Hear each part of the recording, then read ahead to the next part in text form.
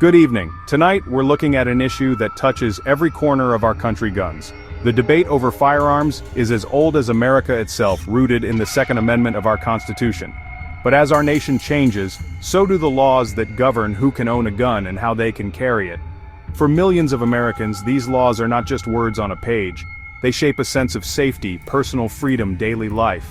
They determine whether a neighbor can carry a firearm openly at the grocery store or whether a background check is needed to buy a box of bullets. It's a conversation that can be deeply personal and often divisive. Right now, in the year 2025, we are seeing significant shifts in these laws happening all at once, but in very different directions depending on where you live.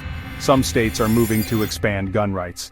The landscape of gun laws in America is changing right before our eyes. Our first stop is the Sunshine State. As of this year, Florida has joined a growing number of states that allow for the open carrying of firearms without a special permit.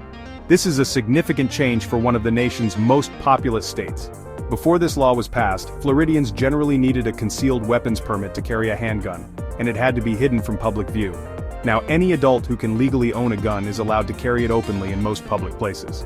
Supporters of the new law call it constitutional carry, arguing it simply restores the rights guaranteed by the Second Amendment. The debate leading up to this change was intense, argued that allowing law-abiding citizens to openly carry firearms can act as a deterrent to crime. They believe that a potential criminal will think twice if they see that their intended victim is armed.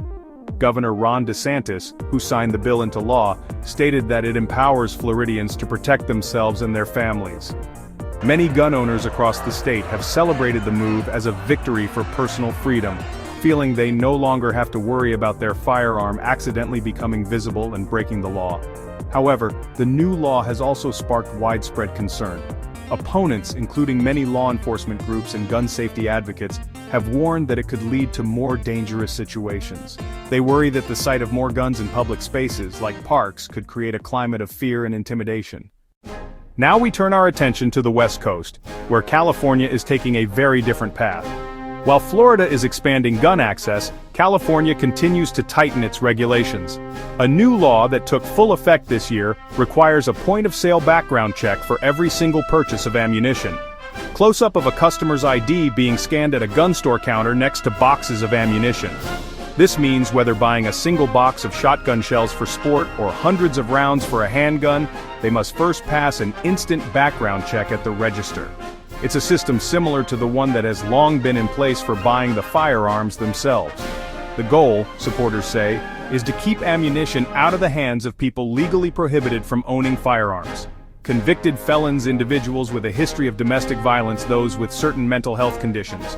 State Attorney General Rob Bonta has championed the law. He argues that a gun is useless without bullets, and by controlling access to ammunition, the state can add another barrier to stop dangerous individuals before they can cause harm. It's a preventative measure aimed at closing what they see as a major loophole. Naturally, the law has faced strong opposition from gun owners and Second Amendment advocates. From the states, we now turn to the nation's highest court, where a legal battle is brewing that could reshape gun laws nationwide. The Supreme Court is being asked to review the constitutionality of laws that limit the capacity of firearm magazines. These are the devices that hold ammunition and feed it into a firearm. Currently, about a dozen states, including California, New York, Massachusetts, have laws that ban the sale and possession of magazines that can hold more than a certain number of rounds, typically 10-15. Now, a coalition of 27 states is formally urging the justices to take up the case and strike down these limits. The central question is whether these restrictions on so-called large-capacity magazines violate the Second Amendment's right to keep and bear arms. The states that have these bans in place argue that they are a crucial public safety measure. They contend that in mass shooting events, limiting the number of rounds a shooter can fire before having to reload can save lives. Their final ruling could have sweeping implications. So what does all this mean for you and your family? It means that in 2025, where you live in America, largely determines your relationship with firearms. The country is not moving in one single direction on gun laws. It is splitting into two very distinct blocks.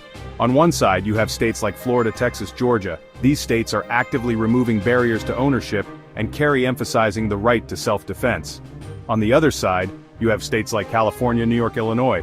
These states are moving in the opposite direction. In California, the focus is on a comprehensive, layered approach to gun control.